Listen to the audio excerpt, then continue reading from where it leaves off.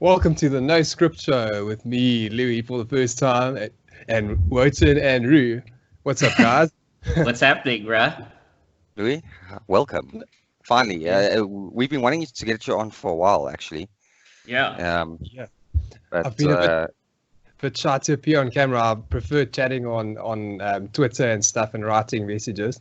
But it's good to engage face to face. It's just a different level of humanity. Exactly. yeah, definitely, bro.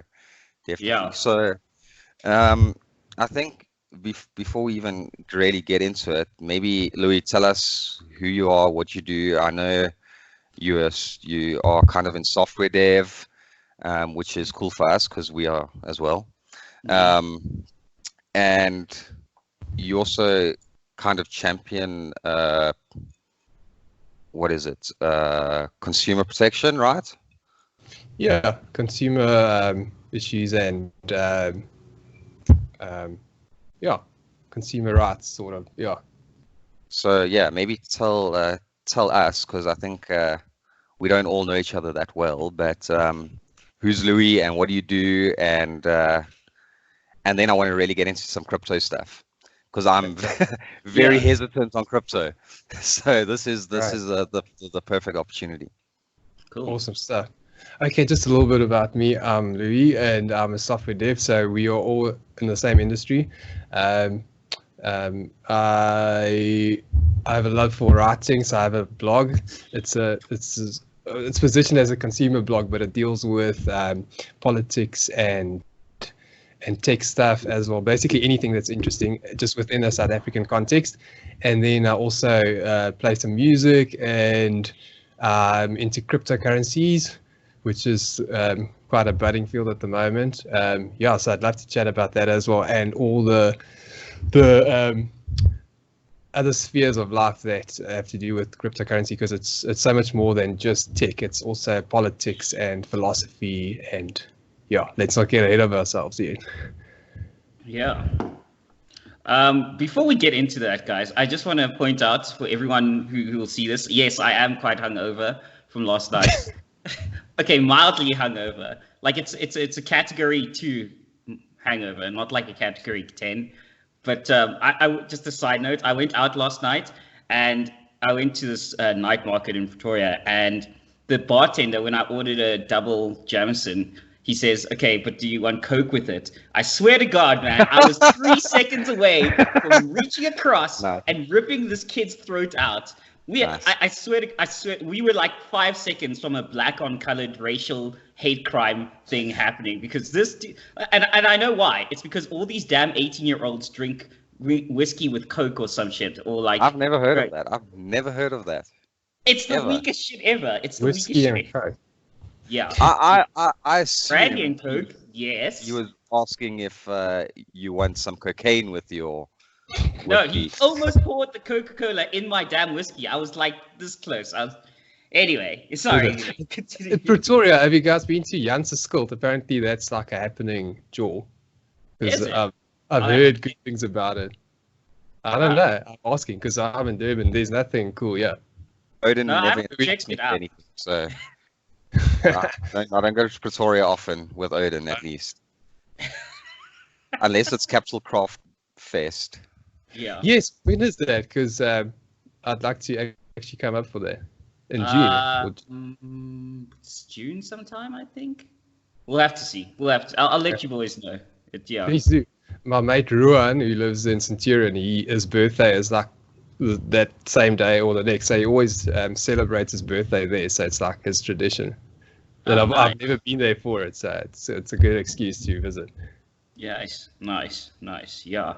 So last year was fun, but a bit cold, if I remember correctly. Yeah, a little chilly, but we survived. Yeah. Well, barely. Yeah, but Capital Craft is pretty cool. It can be a really long day. Oh yeah. And it's a long day of drinking, but yeah. Oh yeah. I think I enjoy it. But this time I'm staying over, Odin. For sure, bud. I've got a spare bedroom. Driving home from there. We've also got a craft fest at Moses Mabhida or Kings Park.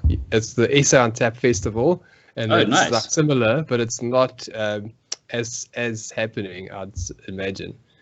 But yeah. Yeah. At least we do have like a craft subculture. And there's also actually a really nice craft brewery just down the road from us, 031 Distillery. They do beers and gin. It's really good stuff. Get it in Joburg and Cape Town as well. Nice. Yeah. Nice. This is not paid advertising for them. It's just actually like I was about to say I'm the guy that ad-libs adverts on this podcast. None of them are paid for though, but approved by us. That's absolutely. That's the ultimate endorsement if you get free advertising from people. Yeah, dude. So Odin, then we just have to arrange for Capsule Craft then in June. But I'm in the US for 10 days in June, so hopefully it's not over that time.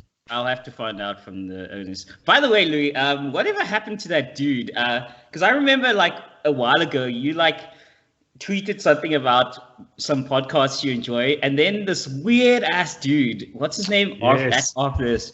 Andrew Fraser.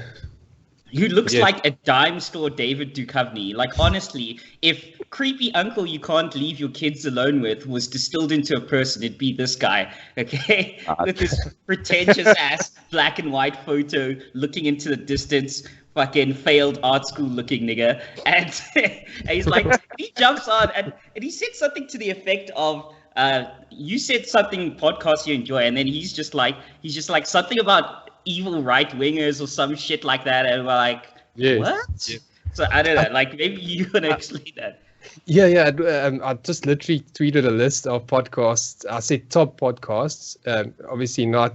It's my top podcasts, and you guys were included in it, and obviously a few of our peers in that. And I think he has a vendetta against Ramon or someone at Renegade Report. He doesn't like what they stand for, and they were included in the list. So he wanted to know the scientific definition of the words that I was using. Is it how do you clarify and justify top podcasts? How do you quantify it? So I was like, dude, it's my list, and he wasn't happy with that. So yeah, I mean, you can't make everyone happy, but I can enjoy podcasts, and he's welcome. And I actually asked him to share his list of podcasts, which he didn't. So I mean, you're welcome to criticize, but at least bring a solution and say these podcasts are better, or defend yourself. Don't just dismiss, like blanket dismiss stuff. I was actually gonna let it go until I saw he basically dissed everyone on that list. Then I was like, okay, now it's my problem. Yeah. And he was so uninformed that he actually didn't know that you are in one of those podcasts. So it means he hasn't even watched the show or listened to it. So how can he judge the book by its cover? People do that all the time, though, man. It's just ridiculous. And don't you hate it when people argue about taste? Like, you can't argue about taste. There's no arguments in taste, right? It's completely subjective, but okay. Freaking hell. Yeah. Yes. I wanted to tell you guys a cool story. So Billy Corgan, you know Billy Corgan, the dude from Smashing Pumpkins. He was quite cool in the 90s. So I actually thought of it now when we spoke about Andrew Fraser, because he looks like David Duchovny. And then I thought of Billy Corgan. David Duchovny. Like so the no-name brand David Duchovny. I was reading this interview in a guitar magazine in the 90s. I think it was some US, like Total Guitar World or something amazing. And so this interview with Billy Corgan of Smashing Pumpkins starts off, and he just says, "Death and pestilence." And the interviewer goes, "I'm sorry." And he says, "Death and pestilence." And the interviewer says, "I'm sorry, what do you mean? I don't get it." He says, "Death and pestilence, shall we deal with them now at the start of the interview or later?" What? I thought it's the most weirdest thing to say at the start of an interview. Is he that avant-garde, or is he just trying to be weird? Because it's like out of my whole frame of reference you know. That is And fucking I'm still trying to figure it out. And if you look it up, there's nothing on the internet, so I actually can't find the source for that interview. And then if you look up the album Inspiration, the album he released at that time, he describes the sound of it as death and pestilence. So he was obviously trying to market his album. So Okay. yeah. That's a really weird way to market it and random. And start an interview. So I wanted to do something like that at the start of this interview, but I'm not that cool. So sorry, guys. Don't worry, bro. You're still cooler than Dinosaur David Duchovny. Yeah. So anyway, let's actually attempt to do some tech stuff you guys wanted to discuss. Yes. Yeah. Okay. Well, firstly, obviously we had John on in the week. Mm-hmm. And that was a fucking mental episode. Yeah, it was mental. But he obviously says, I don't know how true it is, but he says he completely lives off cryptocurrencies, right? Yeah. Which makes sense for someone like him who may be wanted by some people. But for me, the difficult thing to understand for crypto, maybe Louis, you can explain it, is what is the commodity? What is the commodity? What are you paying for? Where does crypto get its value? I understand that people can buy and sell it, but what is the commodity that gives it its value? Yeah, good question. Okay, so Ruan, I think that to understand that we must ask what is money, because initially, before government started issuing government-issued tender, fiat currency as we know it, people decided on their own tender. So, I mean, barter was the first form of money. So it was actually community-driven, and people decided, if we decide we will trade beer, we can use it as a currency because it gives it has value, and we have an agreement peer-to-peer that we will exchange that value. So that's what actually gives cryptocurrency or Bitcoin value, because it's not backed by anything physical. But as long as there's consensus and we agree that it has value, it has value. We don't need a government to say by threat of violence that we will pay our taxes in this currency, or that it's backed by debt or anything. It's just social consensus, and that's what gives it value. And I mean, at least from what I've seen, and maybe I'm wrong on it, it seems pretty volatile at times. Of course, we've had situations where it's like two extremes, where something's like really cheap, and a few months later, it's like freaking ridiculously worth something totally stupid. So yeah, like I understand there's value in bartering, and I like your idea of the beer, because beer is also it may have a different value to me than it does to you, right? I could be really thirsty at that time, and beer's then more valuable to me in that moment. It's just it's still very difficult for me to understand why should I invest in crypto.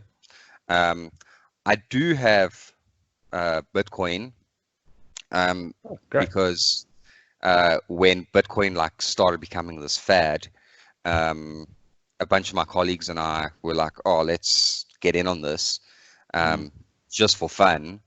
I've never spent it. I've got it.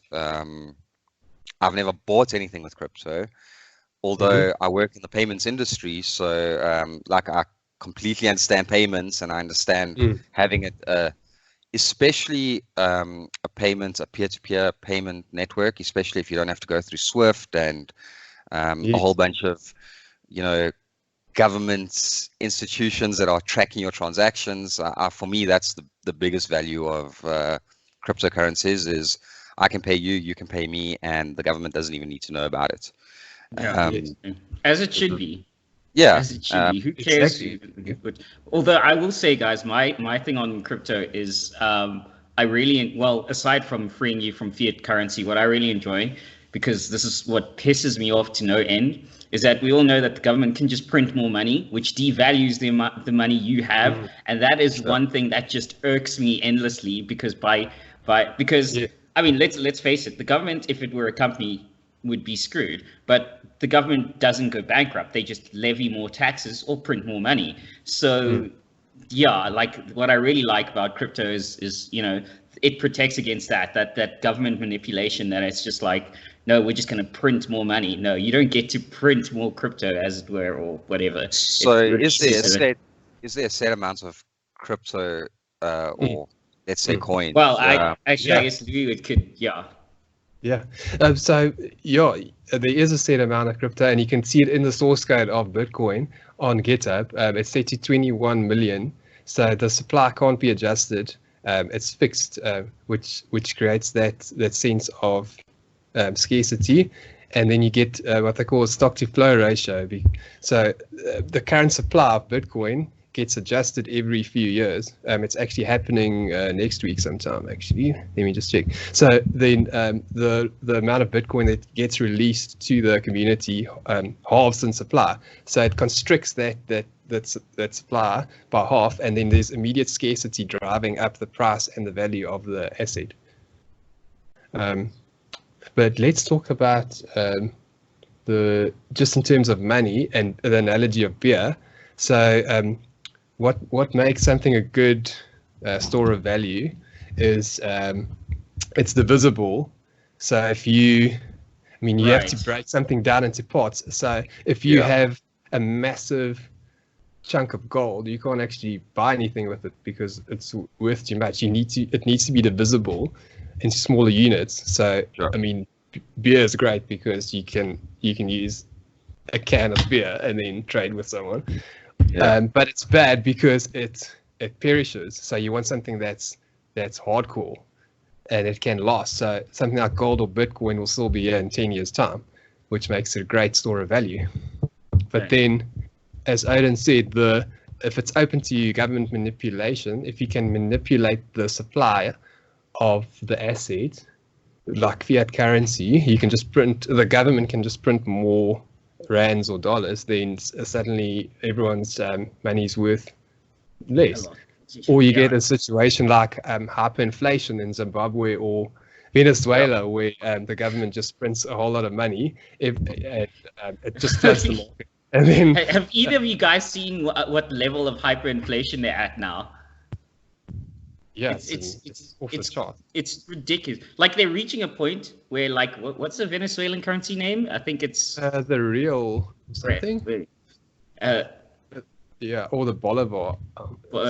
It's reaching. I mean, I remember at some point they were mining gold in World of Warcraft and selling that because to get money. Yes. And now it's reached a point where they're literally making things out of their currency. Like physical things, because using it to buy stuff is worthless. So they're like making like paper mache bowls or whatever, like out of the money. It's mental. It's absolutely mental. Isn't it? Yeah, I don't know. Right, because The Economist actually did an article on it end of last year, and they were mining these in-game currencies and then selling them outside of the game for US dollars, because I mean it's worth more than their own currency. And the funny thing is that that questions the notion of what is money. I mean, if a funny game currency that's made up is worth more than a national government issued currency, then something's seriously wrong in the world. That is. And then they also try and restrict that because the game developers don't want people selling those coins outside of the game. So there's legal and ethical issues about it as well. But I mean, if you have to survive, you'll do anything to make money. Anything you got. I mean, I actually remember, like, it was a Chinese bot. When I was playing World of Warcraft, also in China, like there was a Chinese, they have game servers where they had to like purge players because they realized those players weren't really players. They're just bots advertising in-game gold in World of Warcraft. They just like ping you all the time. Would you like to buy? Say for so much dollar. I'm like, wow. Yeah. I want to say something about what Ruan said. The volatility of Bitcoin is a negative element because I mean, as a payments guy, you want something that's stable and that keeps its value day to day. So you don't want to buy Bitcoin and then send it to someone and then it's lost its value or gained its value. So um, that's still because we're still in the beginning phases of it.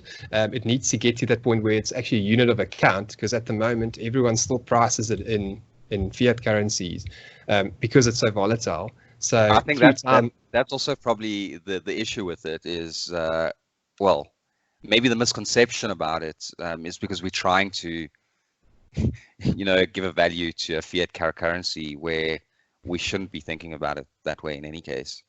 Exactly. Right. Exactly. It should be it's on its own and completely independent, because it's not asset backed. And people try and say, is Bitcoin a safe haven asset like gold? But it's not really. It's an uncorrelated asset. It's completely out of the paradigm of any other thing we have at the moment. So we can't actually draw those conclusions. It's just crazy. And I wanted to say something about John McAfee said something very interesting, that he exited the financial system and he's only transacting in cryptocurrency, and he uses Monero, which is obviously a really good privacy currency.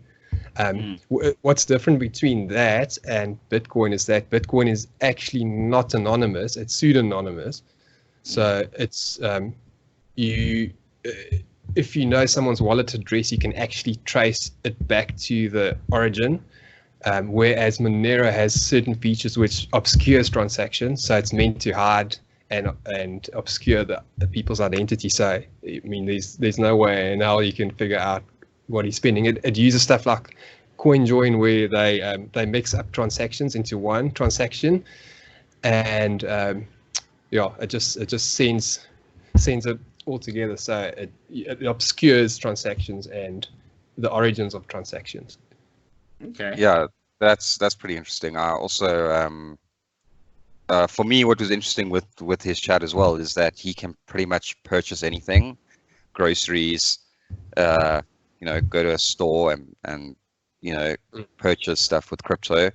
I know that some I assume retailers I assume anything that he can't purchase with crypto, he can pay somebody in crypto to then, as like a surrogate, to then Sure. purchase. Yeah. Sure. Yes, exactly. But Louis, you also work in at least payments acceptance, right? Yes, point of sale and like restaurant software. We don't actually transmit money, but we just record. Yeah, transactions and we do integrate with third-party stuff, but we don't actually handle the payments themselves. Okay. So, yeah. So with you obviously being in that game, what is your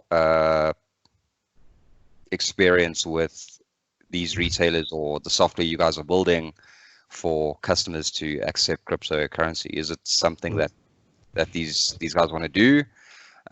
Is it something that people are actually speaking about? Because I work with banks around the globe, and obviously all the banks in South Africa, I work with them as well. And the talk on cryptocurrency is actually less than 1%, to be honest. You always hear every year when they do their kickoff, they're like, we're going to start looking at doing POS devices that accept some sort of crypto.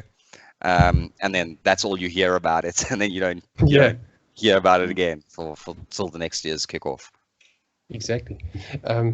There are some other companies that specialize in crypto-specific point of sale stuff. There's one called CryptoLink, and I've seen others as well. All you need is basically an Android type device that can that has a wallet on it and can connect to a blockchain, and then it just acts as a node on the blockchain. But really? Yeah. Huh. It's But what is the appetite? Is there appetite for it? There's generic stuff on that, and you can actually build your own software around it as well. But there are guys that are specializing in it now, so it's probably better to use a service provider. But they also take like 1% of each transaction that they process on your behalf.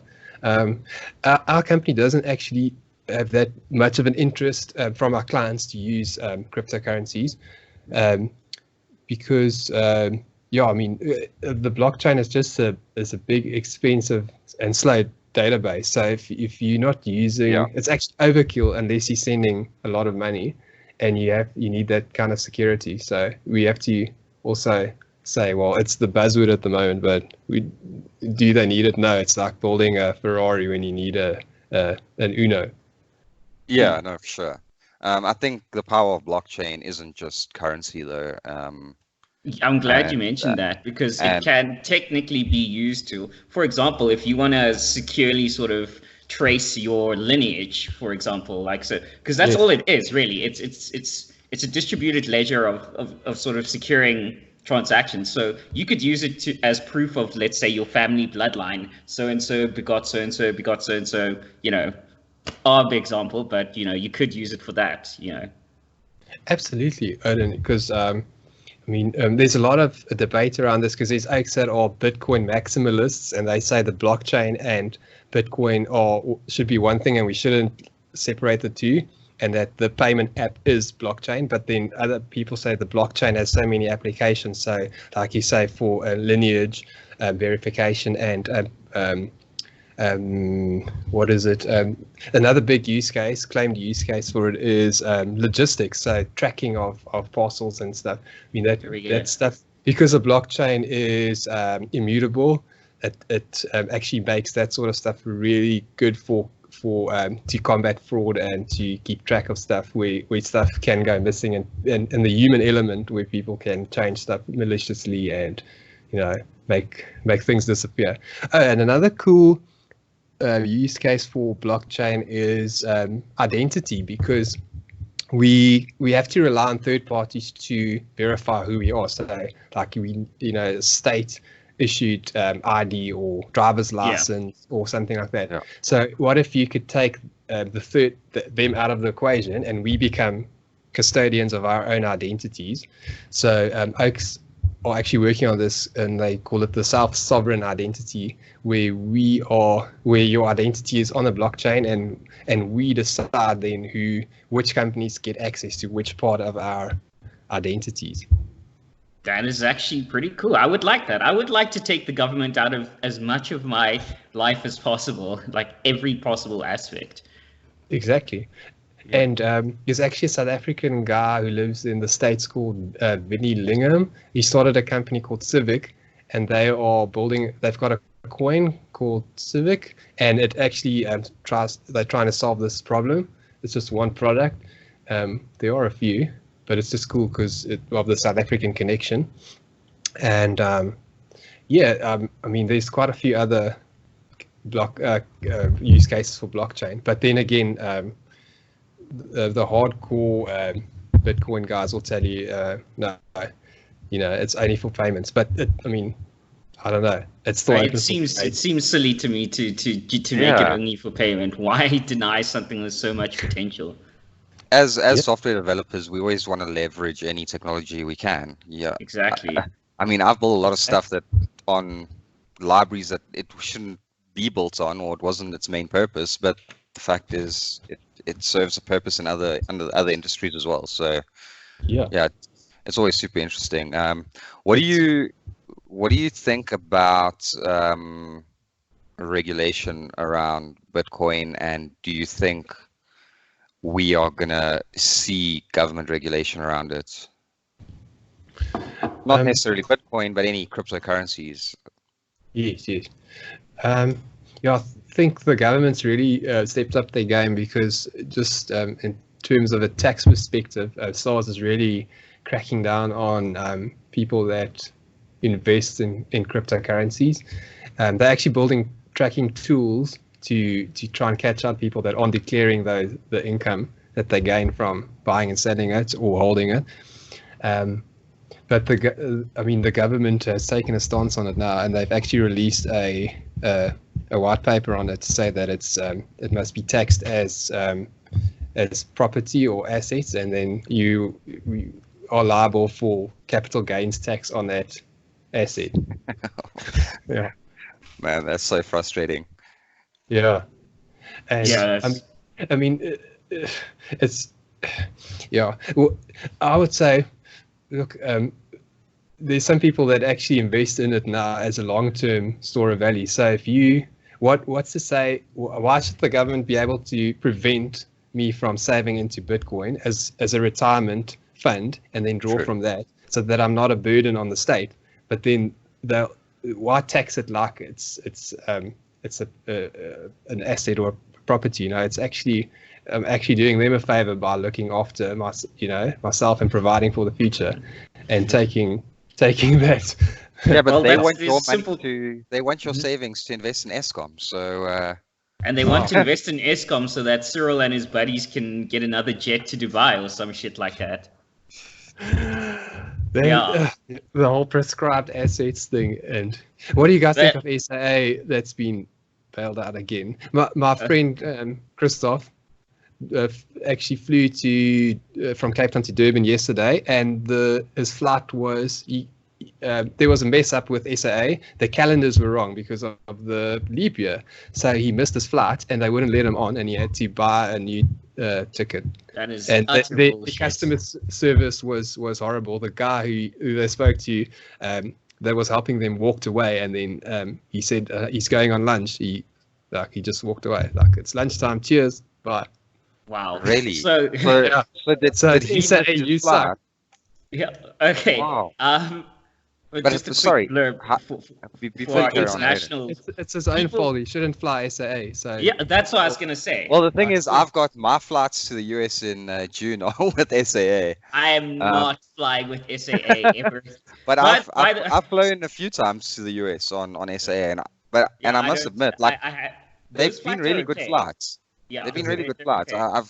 I can't say anything bad about the flights that I've had with SAA, at least internationally. I don't fly local. Like SAA. the flight straight to New York. Oh, There's yeah. so many Americans on that flight because it's the quickest flight from here to the States. and Yeah, back. that's why I also use it, and it's also not that expensive, to be But honest. isn't some other airline now starting? Remember, we saw when we were hanging out with Wogan, there's some other airline is starting a Cape Town to New York flight. Yeah, I think it's a US based airline, but they Okay. are direct Cape Yeah. Town to JFK.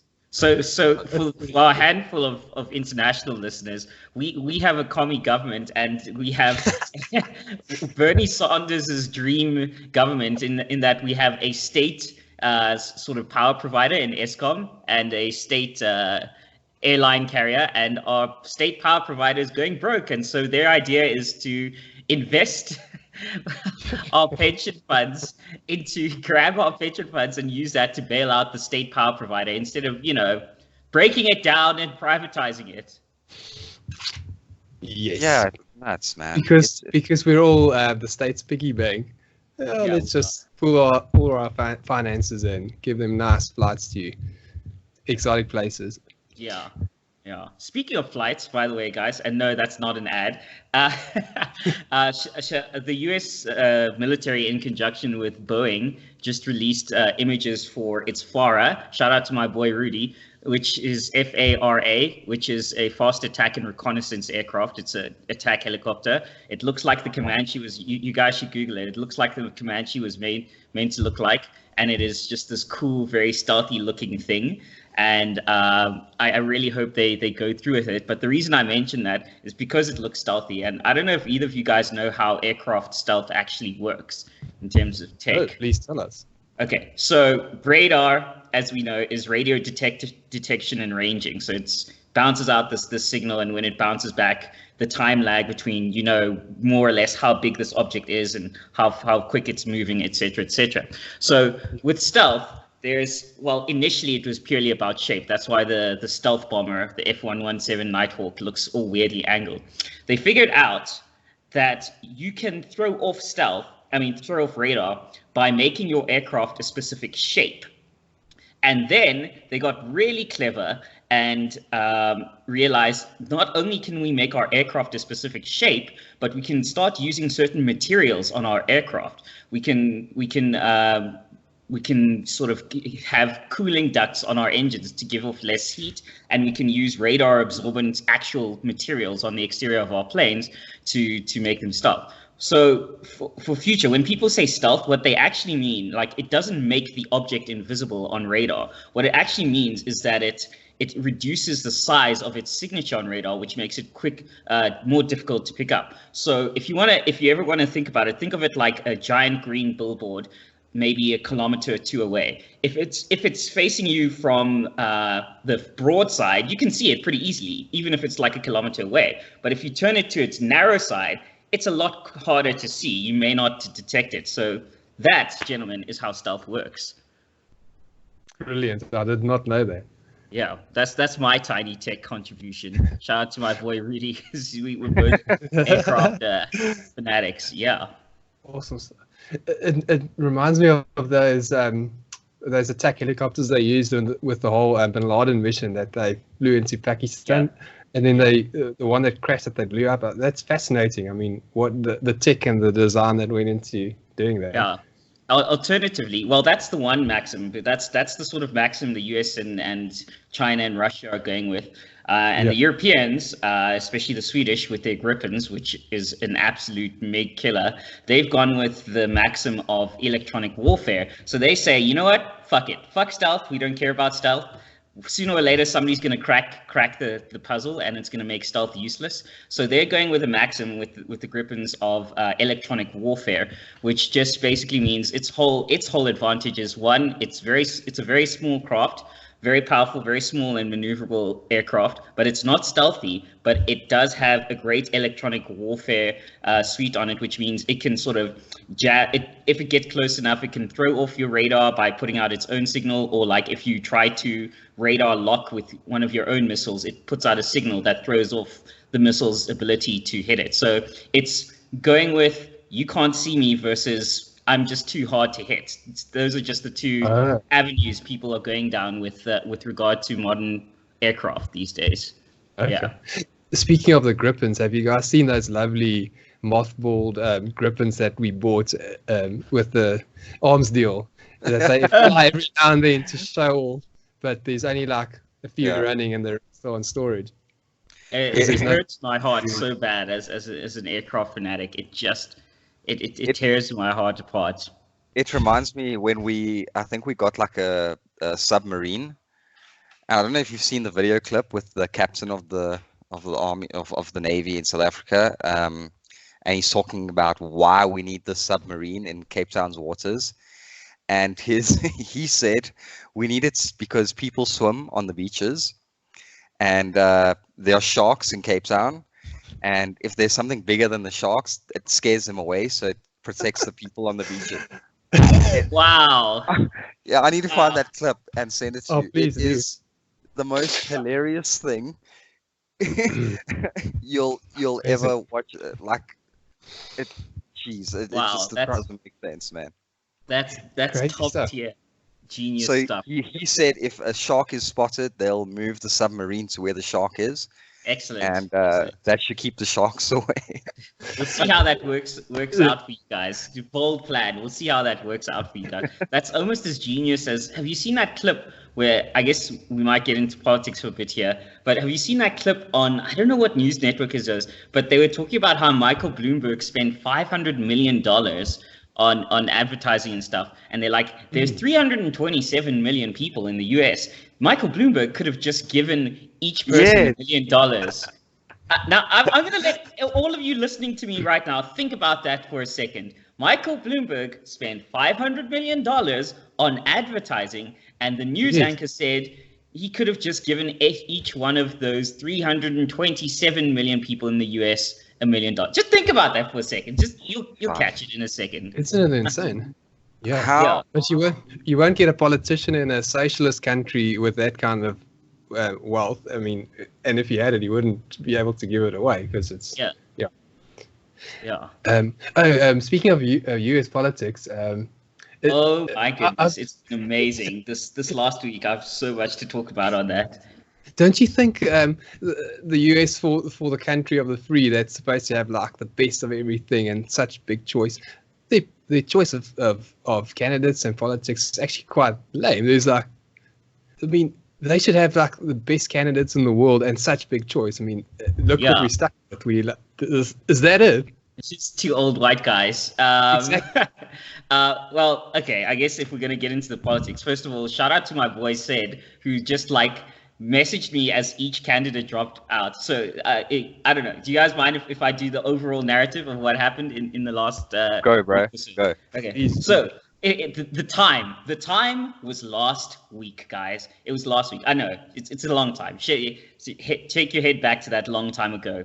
Joe Biden, meaning that he was dead. He was an actual dead person. They wheeled him out on a gurney at each speech, and he just did his thing, okay? Bernie Breadline Sanders was kicking ass, with all the support. With the first three primaries he won.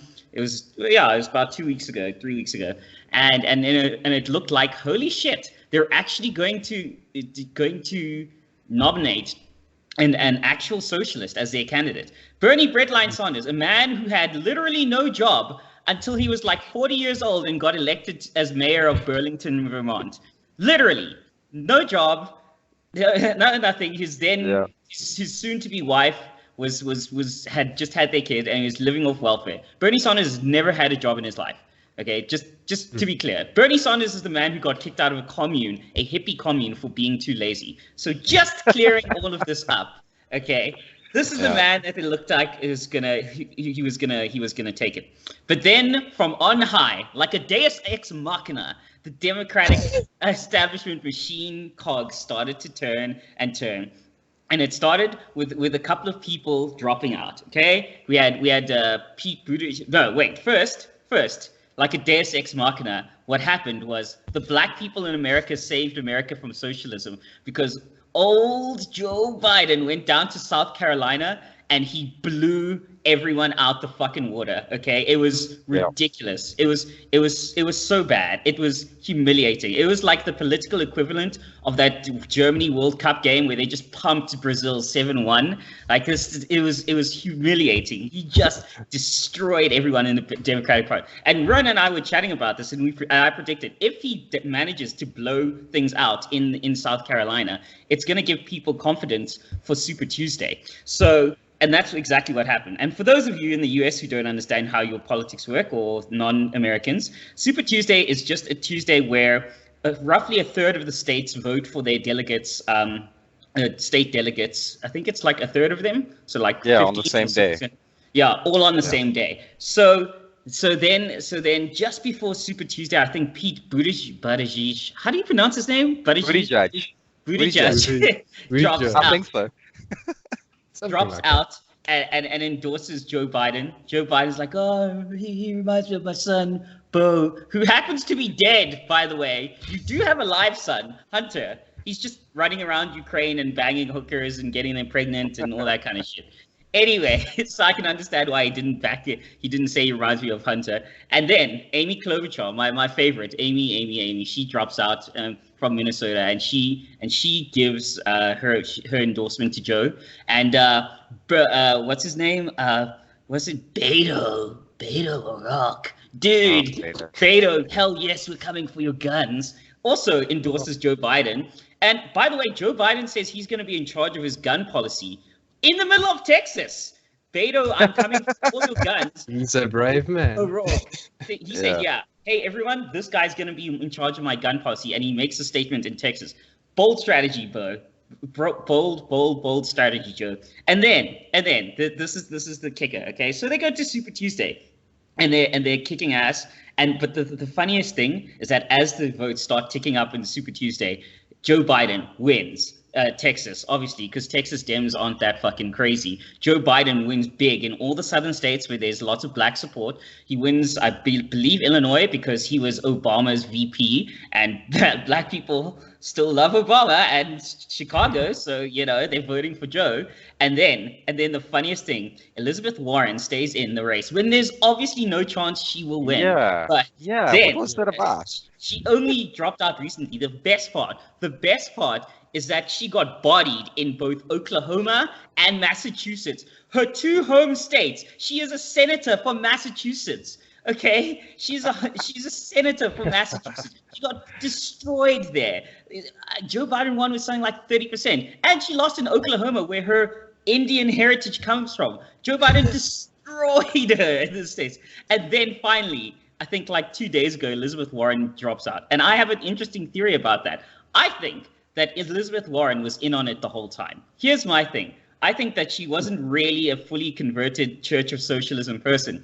I think Joe Biden, underneath the table, offered her a position in his cabinet and says, you stay here, because everyone that was going to vote for, she was in direct competition with Bernie. So her staying in the race was actually damaging Bernie Sanders. And then like later on, they'll make up and Liz Warren will get a seat. So that's the roundup of what's been happening in politics. Guys, if you have any comments, I'm open to them. Brilliant. Dude, you've got it down. Yeah, dude, it's just like Louis was saying as well. Like, is this really the best they can offer? They had a better chance. You could have had Tulsi Gabbard. Technically, she's still in the race, but you could have had Tulsi Gabbard. Well, she wants their guns. Yes. I wish she wanted my gun. Just a comment comment Mama can fucking get it. On Bernie Sanders. I mean, he could have been. You could have substituted his name with Karl Marx, and it would have sounded the same. Because he also never worked a day in his life, and they've got the same inclination. So I'm sure he read him and he worships him.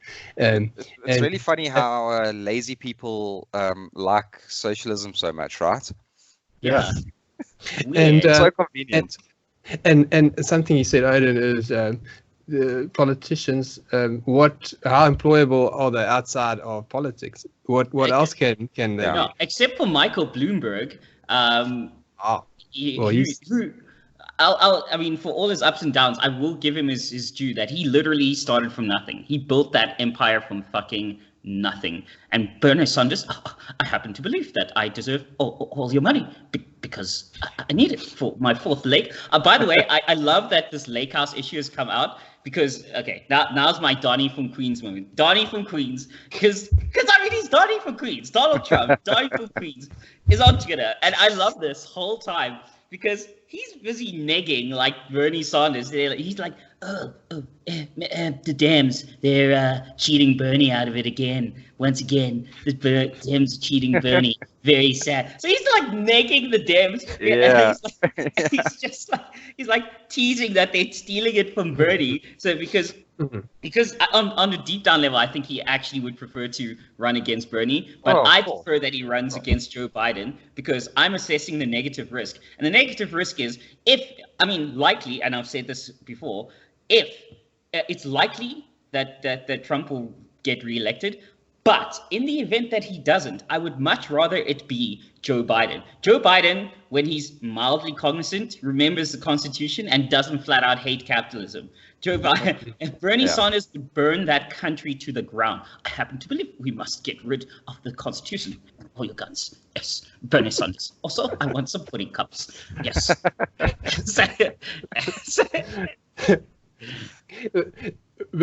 And I mean, just to bring it back from politics to Bitcoin, this is something I wanted to say is that Bitcoin is a political statement because it's not just tech, it's political, it's psychology, it's human nature and sociology. It encompasses so many different fields. So if we look at it from a political point of view, it's a statement to the establishment to say, listen, you can't control, you've had a monopoly on money up to now, but now we've created our own money. You can't censor it, you can't take it away, and you can't manipulate it. So deal with it. And I mean, there's going to be deliberate pushback on that. So And the same people that criticize it are also investing in it and buying it. So you have to not look at what they say, but what they do. Yeah, take their advice with a giant pinch of salt. Yes. Exactly. Do you guys know? How do you guys feel about multi-level marketing companies, MLMs, and pyramid schemes and stuff like that? Oh my goodness! There's I don't know if you guys browse Reddit much. Sometimes, Yeah, Anti-MLM. Yeah, all right, anti-MLM, Yes. and then there's like YouTube It's such a videos great about subreddit. people. I don't know. You guys go to it, but yeah. let me check it out. No, I'm glad you know about it. There's this whole new breed of MLMs that use the same business model, and then they throw a crypto flavor around it. So there's a thing called OneCoin in Europe. It's a full-on Ponzi scheme. It doesn't even have a blockchain. And the woman who started it, Ruja Ignatov, she's gone into hiding, and they've actually arrested her brother. And they Really, I am totally invited thrilled. I'm shocked. Shock it. And if you look it up, they've actually raked in billions of dollars and euros, and they, I mean, the brother is incarcerated and she's on the run, and it just spiraled out of control because and I think the problem is it taps into a nerve of human nature. People are people are greedy. They want some easy way to make money, and Yes. then this opportunity comes along, and the perfect demographic for this is like middle-aged people that aren't tech savvy, and they have a little bit of knowledge about They cryptocurrencies. can send a and stuff. PDF in an email. That's about the ceiling of their technical capability. Yeah. Exactly. They go on the line, and then, On the line, yeah. and then when they're on the line, they send their cryptos. And then they just prey on these people, and they make them promises, and they put like their life savings into stuff like this, and then it falls apart. So And it's great. actually very damaging to the crypto community. And Ruan, you asked about regulation. So it's actually this is when regulation is good, because these kinds of scams and things need to be stamped out. So I mean, it could be argued that there's some role for the state to play. Yeah, and there's also another one that I'm especially unfond of is Carrot Bars. It's a German company have you guys heard of it? No.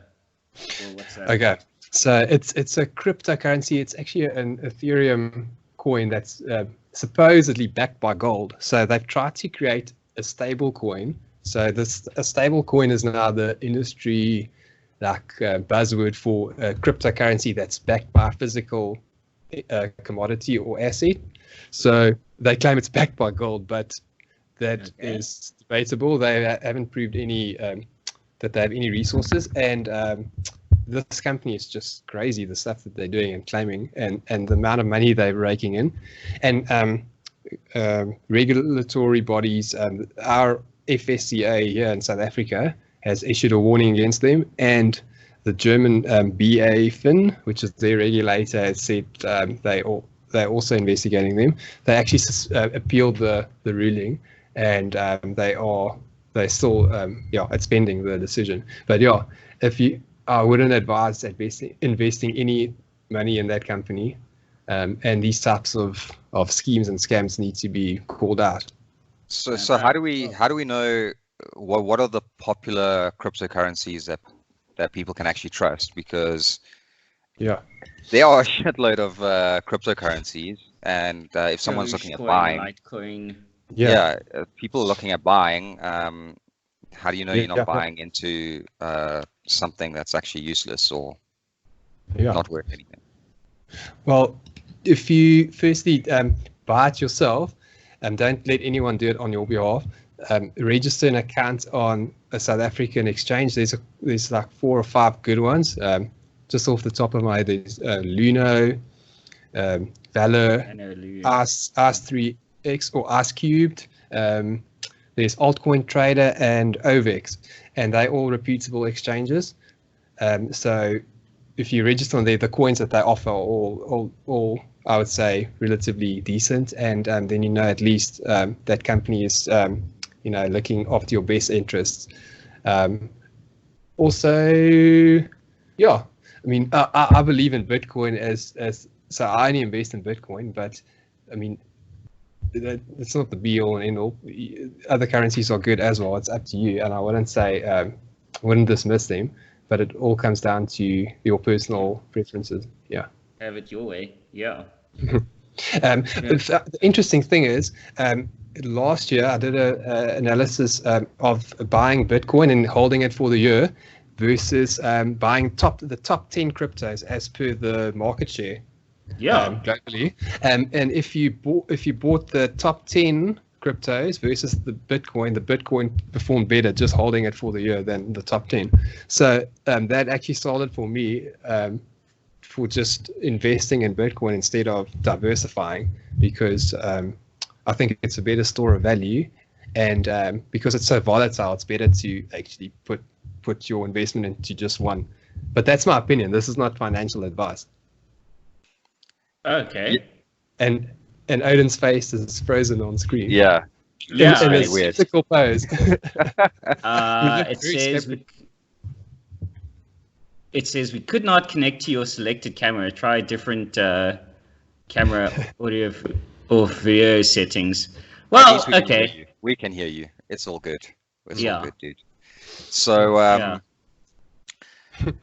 yeah, dude. So how long in the future do you think it's gonna we'll be able to really purchase frickin' airline tickets, groceries, anything with cryptocurrency? And do you ever see a point in time where a country may say, well, we're going completely digital, and a country creates their own cryptocurrency, for instance, and replaces maybe their fiat currency? Yeah. Okay, so the first question, we're definitely not at that stage yet. I've bought some stuff with cryptocurrency. I've actually entered for running for races paying with Bitcoin. all right. PayFast used to accept it, that payment gateway used to accept it, but they've stopped doing that.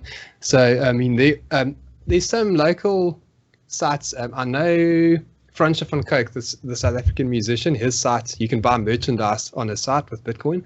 There's quite a few e-commerce sites like that, but they're few and far in between. But yeah, like I said, it's still we won't see mass adoption until it's stable and we've reached that point of it being a unit of account. So I think it's still a way off, like at least 10 years or more. Because I mean, if you look at Bitcoin in terms of development, it's only in like a beta stage, so it's like 0.16 version 0.16 or 1.8 now. So yeah, like you say, give it at least 10 years for it to be like a full release, and then for the thing to mature and grow, because it's still in its infancy.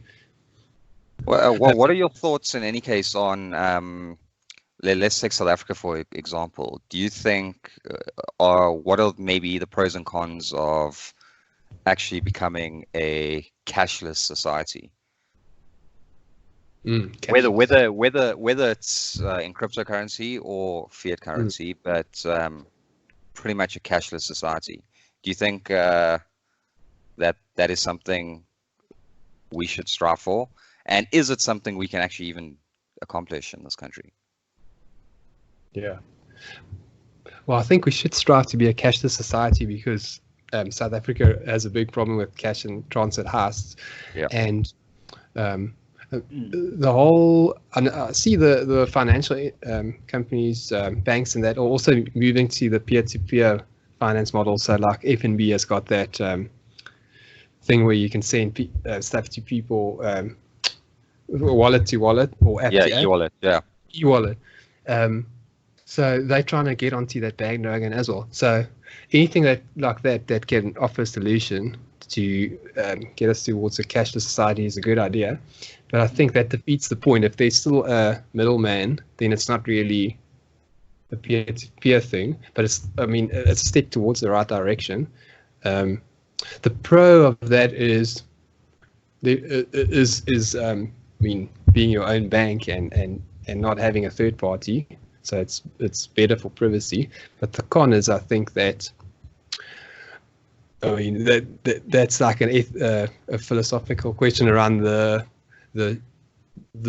should we be able. People are adults and mature enough, so we don't need. Well, mostly.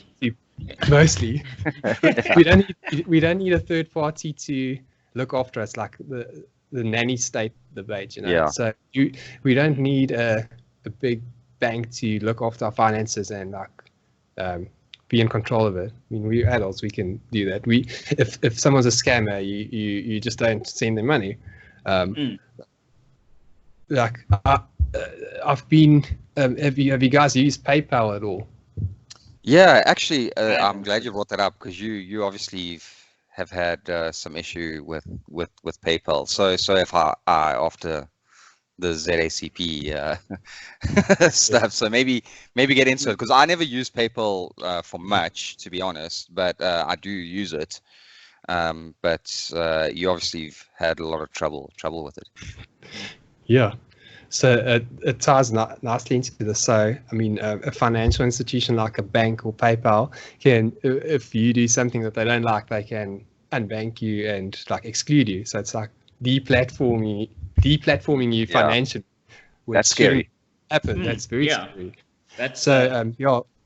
When we ran for office for the ZACP, the database that goes to the IEC feeds into I think it's the Financial Action Task Force. It's like a global anti-money laundering database, and they feed that info to financial institutions. So PayPal flagged me as a politically exposed person, and I know this happened to some of the other guys as well. But I've been struggling with them since last year to get my account up and running again. So they ask a whole lot of invasive questions about the source of the money, and you basically treated it like a criminal for being having political ties or for being politically active, and then and then they make that call and then just disable your account, so you actually can't send and receive any money. But now we've got crypto, so I don't need PayPal. I'll just send it to someone anyway directly. So they're actually unbanking themselves, and they are being disintermediated by these technologies. Yeah, that is speaking of deplatform. That's happened to a lot of people. I don't know if you guys have ever heard of Brittany Pettibone. Yeah. Yeah, she recently got married, but she's one of these what I like to call white power Barbies, because let's be honest, okay? This is Brittany Pettibone. This is to an extent Lauren Southern. They're fucking hot. They're these pretty white girls, and they're all talking about how they must preserve the white race and pure white babies and blah blah blah blah blah blah blah blah blah and borders. I'm actually with them in terms of strong borders, but not because I hate brown people, seeing as I am one, but even if I wasn't brown, I don't hate brown people. I just want strong borders for a strong country. But she recently, and seeing as this is the internet, before I do this defense of her husband, no, I am not endorsing white identitarianism. I'm not endorsing black identitarianism. I am defending this dude's right to use a service. Anyway, her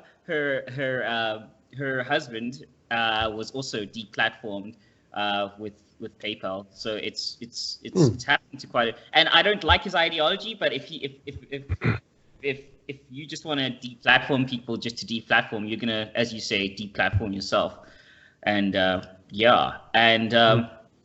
fuck, that's stressful. Yeah. I need a drink. And just to add to that, what's bad about it is that PayPal has ties to JP Morgan, the American bank, and JP Morgan is actually working on their own cryptocurrency called the JP Morgan coin, JPM, which is like I think it's going to be tied to the US dollar, but they want to use their own cryptocurrency as a settlement as a form of settlement. So that's anti-competitive because they're trying to they are clamping down on cryptocurrencies.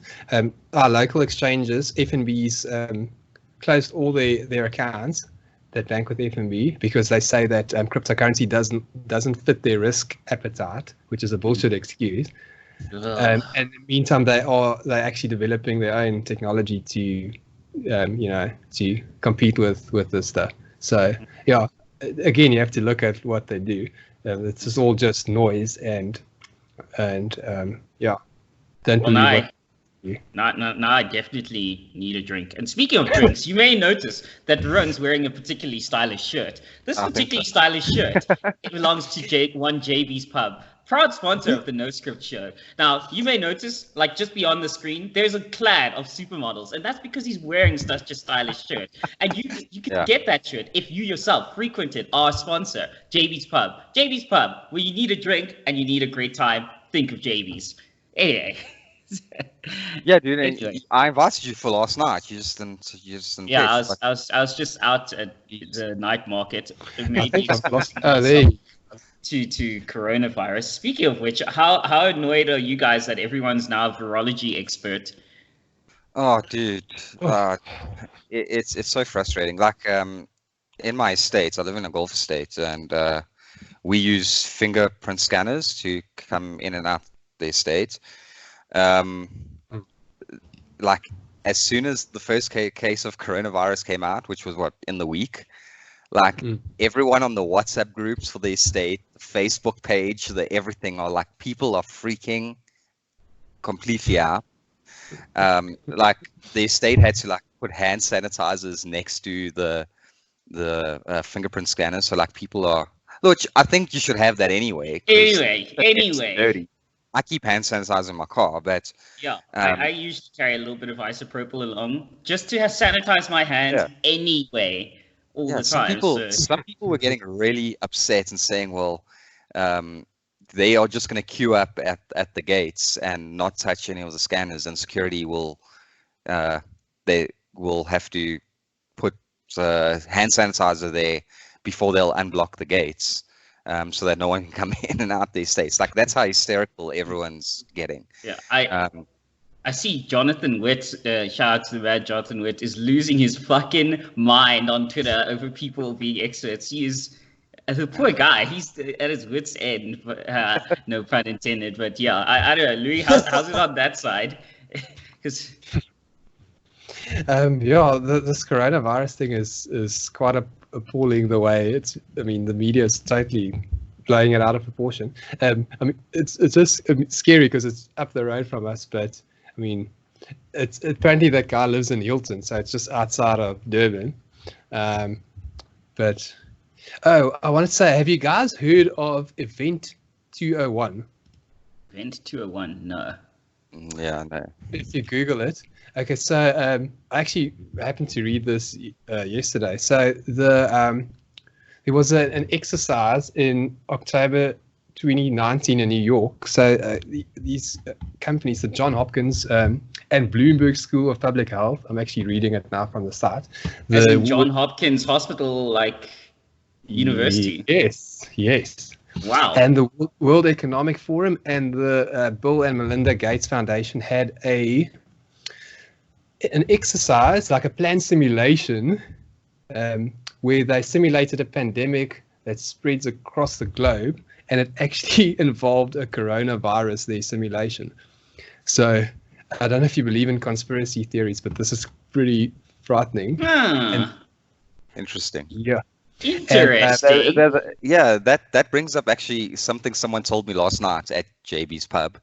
A guy, Andre, he obviously listened to us, our last show, and I don't know, topic of coronavirus came up, and he was like, yeah, he's hearing a lot of rumors that Belinda and Bill started the coronavirus. I don't know where he got that assertion from, but I think it's probably from this Event 201, and now there's obviously conspiracy around it, but it's the first time I've actually heard someone say, yeah, Bill Gates is responsible for coronavirus. Bill Gates, dude who's single-handedly basically eliminating malaria across Africa. He started coronavirus. What? To do what? Okay, here's my thing with any conspiracy theory, right?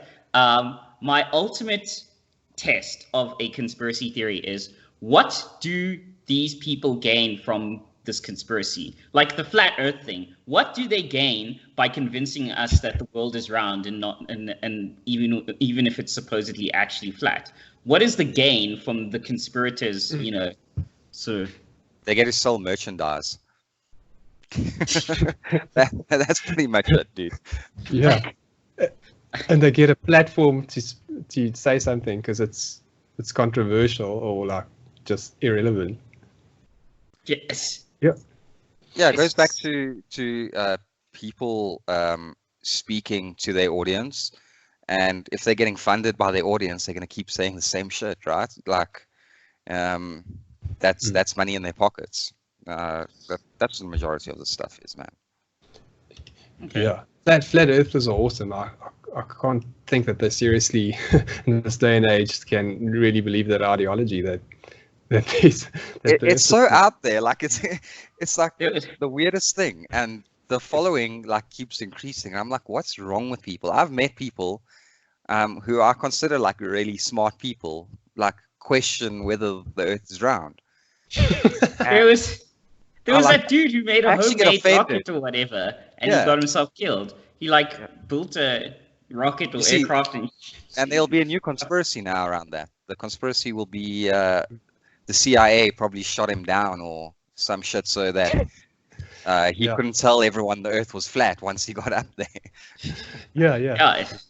It's just sad because, I mean, was it Copernicus that said the earth was round, and this guy was persecuted and like excommunicated from the Catholic Church and stuff, and he almost did he die?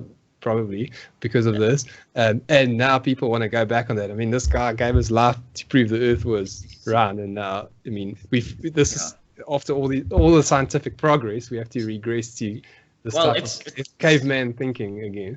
It's like that in anti-vaxxers. It's like, oh my God. Yeah, exactly. The thing is with anti-vaxxers is that they're kind of genetically eliminating themselves anyway. So yeah, it's not a bad thing.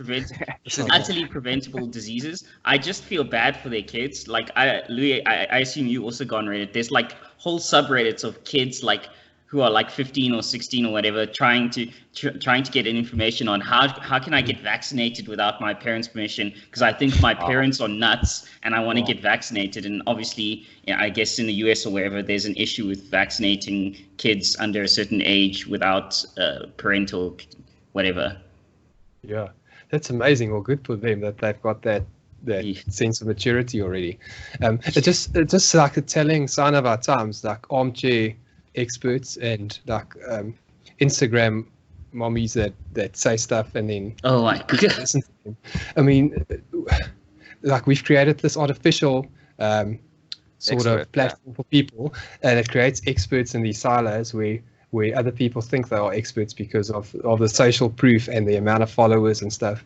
And I nothing about any of this.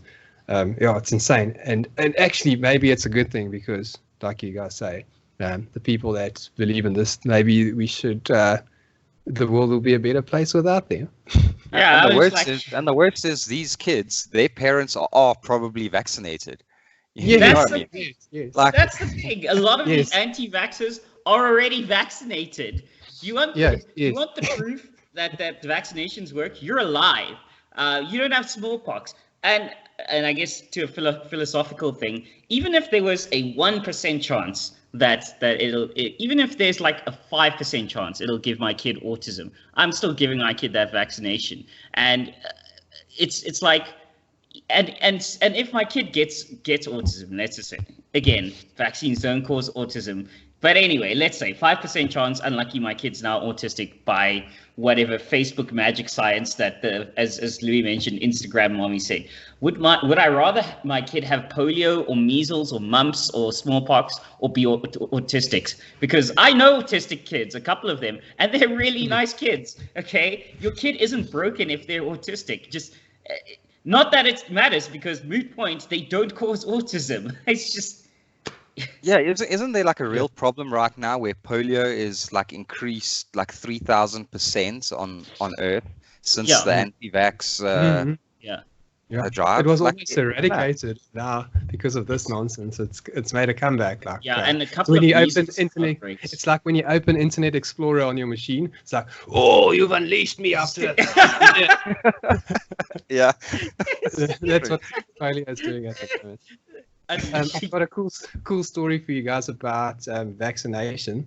Have you guys ever had chicken pox as an adult? No, I had it Oh, when I was like 6 or something. yeah, me too. Yeah. Good for you. Good for you. Because I thought I was vaccinated against chicken pox, but apparently not. So with this Oh. with this faulty knowledge, I actually went into an affected area where kids were that had chicken pox, and I got it at 22, age Wow. 22. It is Wow. horrible. It is horrible. You feel like you're gonna die. It feels like malaria. It's extreme, and yeah. So Isn't that was a it worse fact. if And isn't it doesn't dangerous affect- getting it at quite older Yeah, if you Yeah, have that? after yeah. a certain age, isn't it like far worse? Like, and it just affects you far worse. It felt far worse Uh, than it should have been. Wow. Yeah, like I'd love to know the medical opinion on that, but it was I crap. tried. So I wouldn't reading advise that to anyone. So maybe some of these anti-vax mommies should just take coronavirus for the team and tell us how it is, probe it out. Yeah. Jeez, like. articles. Yeah. But I that's a just virus. don't understand. I just don't understand how so many people can be so uninformed, and like we live in an age where like we have the most access to information ever, Exactly. and Exactly. I mean the things that even kids know by the time they 7, 8 years old is probably things that took us 20 years to learn 30, 40 years ago. Because we Yeah. just have all this knowledge, and now you really want to start a freaking anti-vax movement. Mhm. Come on. I mean, imagine what like a person, even never mind thousands of years ago, even a person like 300 years ago, what they would have given for the type of access to information and the ability to communicate globally that we now have. And you don't even have to be John D. Rockefeller to have that kind of access and that kind of communication connection. You just have to have a mildly paying job, and you have this access. And like you guys say, like these Instagram mommies and like kid, and it's like, okay, you guys are just ruining this whole drive we're doing here. But yeah. Yeah, and we can just as well, it just gets back onto learning. We spoke about it the other day. Like these days, we can just learn anything we want. Like you can just learn whatever you want on YouTube. Yeah. One of the things I love about YouTube is I'm not much of a building or maintenance or work with my hands kind of guy. But Same. These hands lot are of for time- coding. yeah, Computer I'm like, hands. Yeah. that's a cool shelf. I want to build a shelf. And you look on YouTube and these oaks do amazing things, and they teach you how to do it, and you just do it at home, and you're like, wow, that was actually pretty easy, like even software development. I learned software development on my own through internet, through books. I didn't have to go to school to learn that, so yeah, it's just we in this age where we have all this information and we are so much smarter, but we are also so much dumber. Like it's just really stupid. Yeah. It is. Agreed. Yeah, and we're also living in an age where people don't trust institutions anymore. So we don't trust politicians and universities and stuff. So I mean, we want to get the knowledge directly from the source. We don't want someone to filter it for us or manipulate it. Politicians, I can guess why you don't trust him, but universities, I guess, maybe from a philosophical standpoint, I remember. I mean, I recently finished my master's, but even then, and now it's in South Africa is a bit behind the curve. This is just from a philosophical standpoint, guys. Like the whole sort of, and this also loops in with what Louis said about the nanny state, the whole sort of far leftist nanny state, sort of grievance studies movement, that's starting to affect universities as well. Well, not starting to, it has. it has affected universities. I mean, far worse in the States. I think we've all seen some videos of some of the fucking mental shit going on campuses there. But even here at like Tux, like it's just starting to get mental. And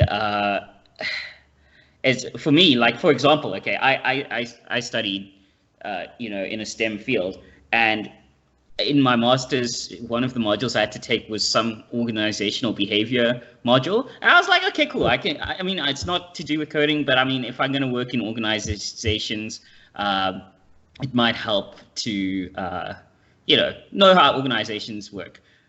Except it wasn't really what the name implied. It was more like for example, their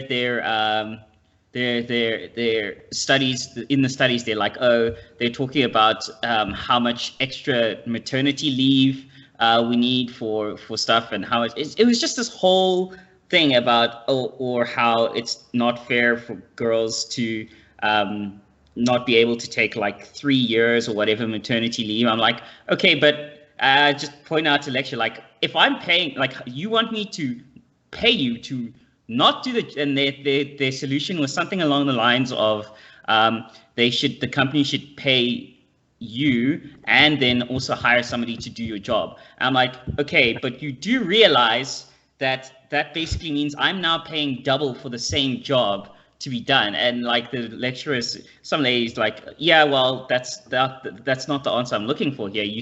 This is the correct answer, that you should pay both. I'm like, what? Wow. Yeah, I actually got like 40% for that module the first time I took it. And then afterwards I was like, fuck it, I'm just going to tell you what you want to hear so I can get through this fucking module and complete my, get to the thesis part of my master's degree. So yeah. But you see, that's not the only problem with universities. Well, here in South Africa at least, is we are bringing the level of education so low. So for you to get in some fields, you can be like really stupid and not know half of what you need to know, but still get your degree or still get your whatever. And at least from a software development point of view, some of the grads now. Yeah, from universities in software. All my customers, no customer has ever asked me for my credentials on what I studied, ever. Because we now live in an age where companies know that just because you got a master's in something doesn't necessarily mean you got a master's in it, right? They're more worried about, can you fricking do the job? What's other work you've done before, and can you do it? And when the government says, oh, you only need 30% to pass maths, like, dude, that's a subject that's supposed to develop our brains and teach us logic and all these kind of things. And we're wondering why people can't pass university, so we drop university marks as well.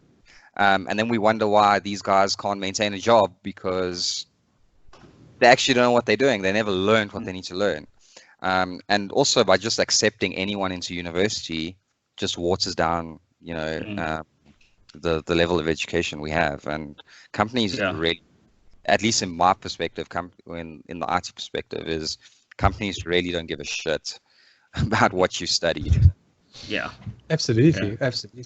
I agree. I mean, I don't have any programming qualifications, and I'm also self-taught. So I mean, you literally can learn everything you want on the internet, and if you've got work experience, you can make a career shift into IT and make a living off it. And it's actually a pretty good choice, because I also did that in my early 20s. Decided, no, I'm gonna get into this field.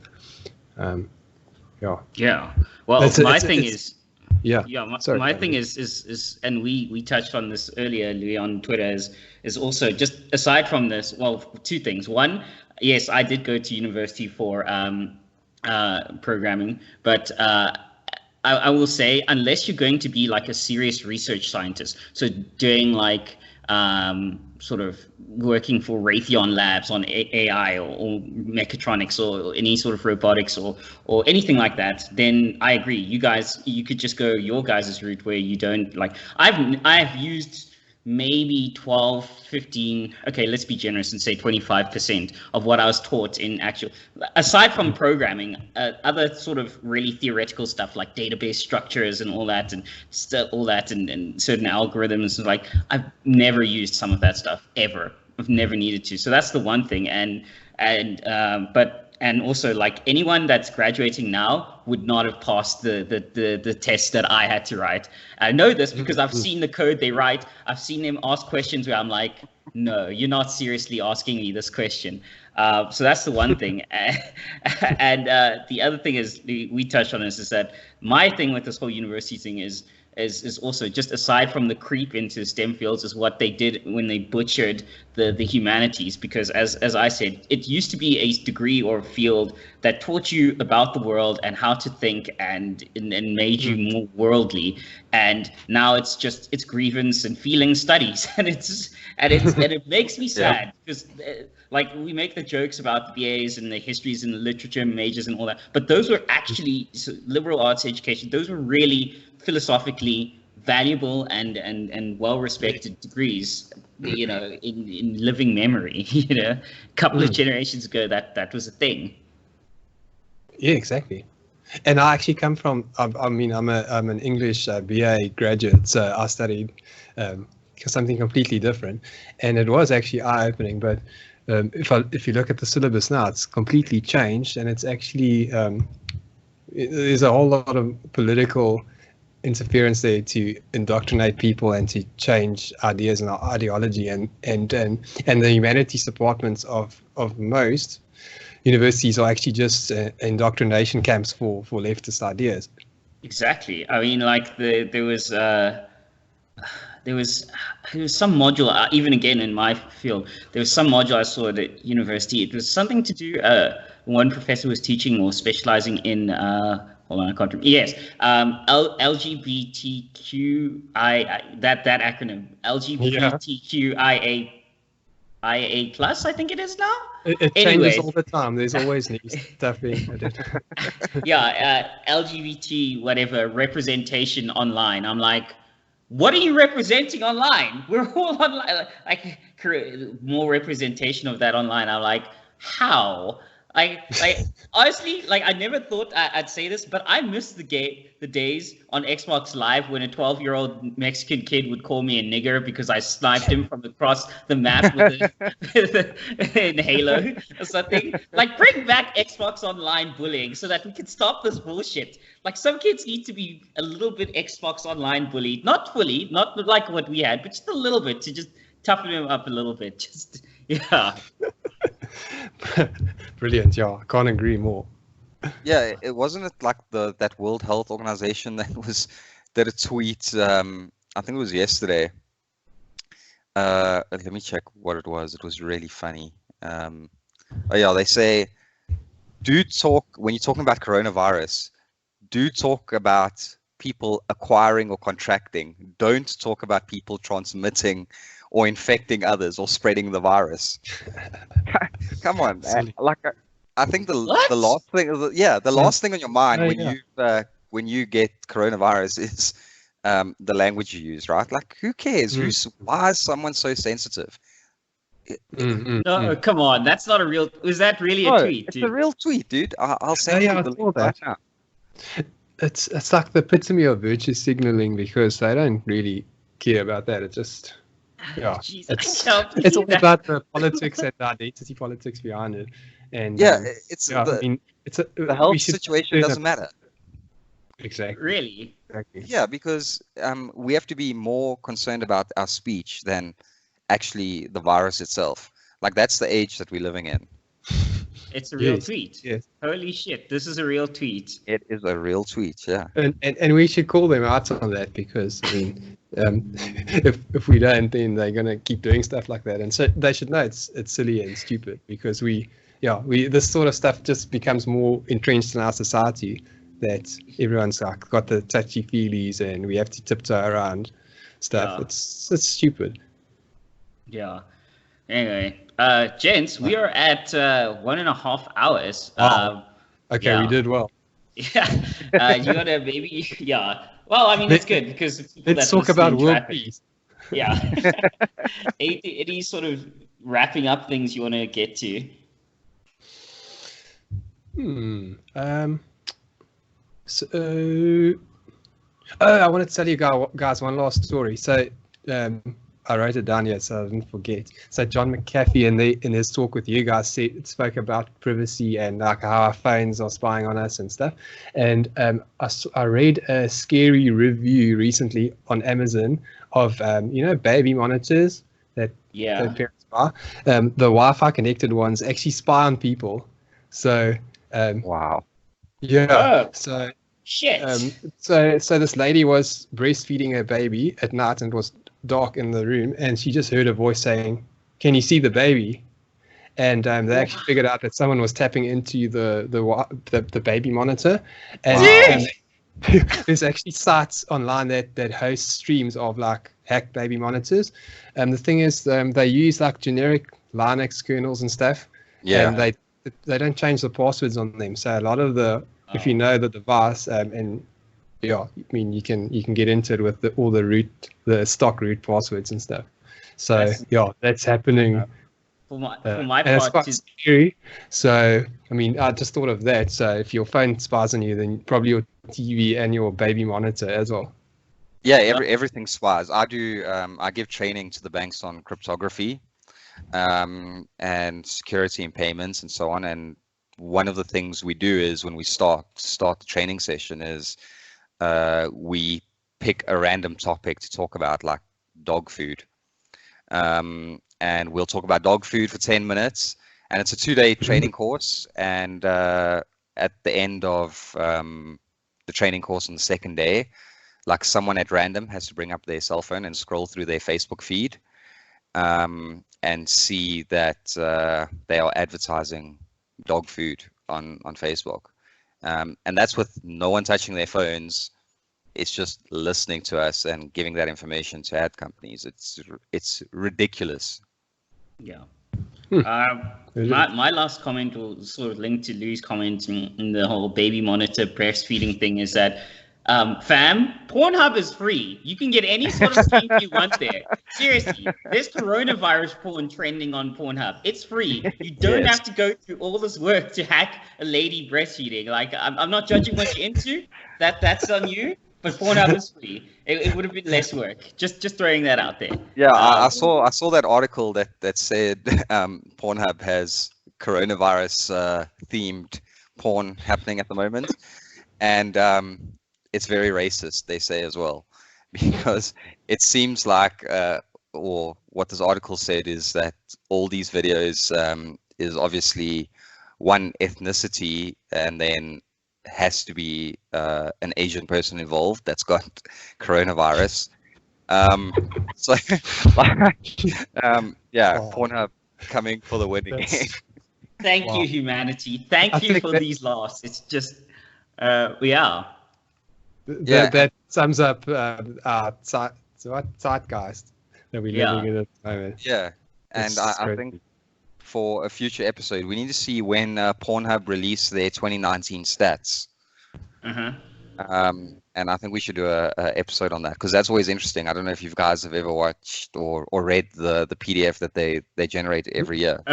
It's so interesting. They release this and they release like search terms. Like the one by the states is amazing. Like what each is the most searched term in each state. Like the one time it's like in the South, in like Mississippi, it's like black girls, and in like Washington, it's anime titties or some shit. I'm like, thank you for playing into the stereotype. Thank you so much. It's just great. Yeah. And like interesting stats, like during the Super Bowl, for instance, when there's a break, how the Pornhub stats, like users that are logging on, like just skyrockets during the break, and then when it carries on, like it's like super. Like they'll take big world events and see like when were people watching porn during. It's really super interesting. So what? Like during the Super Bowl halftime, you're just gonna like crank one out real quick? Well, that's apparently what people are doing. So. Well, I mean, last Super Bowl show with J-Lo and Shakira, I can kind of see why, but yeah. Really, dude? You couldn't wait like the 40 minutes Yeah. for the top, or like? I'm gonna check. I'm gonna check when they release. Maybe they've already released it, and we have to do an episode on that, dude. Like, we Please just do. cover That the would be whole fascinating. episode on Pornhub stats. Yeah, and one last thing, Louis. As you know, we'll probably be doing an election stream with a cavalcade of friends tuning in. So if you feel so inclined, I mean, it's going to be a long stream, but if you feel so inclined to hop on the stream for a while with us, that we'd be quite happy about that. Yeah. Yeah, I'd love to do that. Yeah, we're gonna try and have slots. It's gonna be like an 8-hour stream, and we'll have slots with people coming in when the election results are probably coming in for the US. Yeah, I'll be fairly shattered by the end of it, drunk, but we'll get to it. Yeah. Didn't you guys do one for our local elections as well? I remember there was a very long stream. Yeah, as we well. did. Odin didn't attend that though. I was he out. drunk. I was just sleeping, dude. I only got on after midnight because I was out as well, drinking. When I got onto the stream, I was already a bit hammered. But it was actually a lot of fun. Researching some of these parties was really hilarious. Like the state, what was it? The state manager's security party, like weird political parties like that. And I think, Bizarre. yeah, and that same party, their logo was like really random. It was like a light bulb with a cupid in the middle of the light bulb and handcuffs underneath it. Like, yeah. What? Yeah, it was really funny. I'd like to see that person's Pornhub search history. I just. Yeah. Wow. Yeah. And then they had photos of a rally there, and it looked like they had at least 500-600 people there. How many of them were named Karen? I have no idea, but all these people had like the T-shirts of the political party on. So then we tried to compare the photos to a rally and how many votes they actually got in the election, and I think they got like 120 or 130 votes. So it was really fun. Brilliant. Yeah.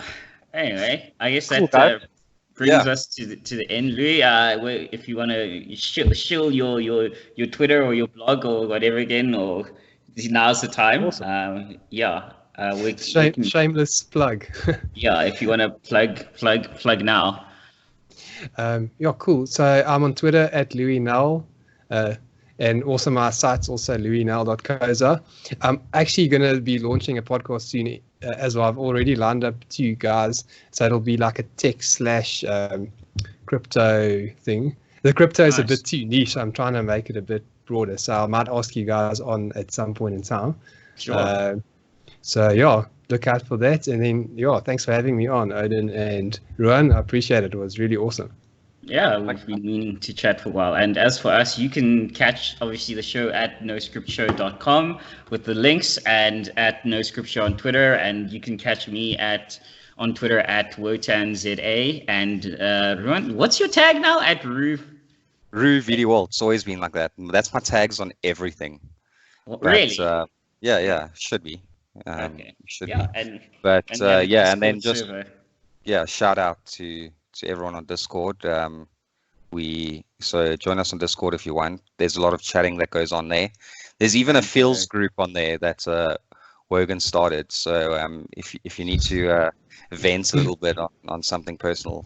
Yeah, people Ron and I are mostly so. in the frat house, and I'm also in the aviation channel, and there's some gaming occasionally. So that's it. That takes us out. Thanks, and have a good one, guys. Cheers. Cool, guys. Cheers. Cheers, guys. Cheers.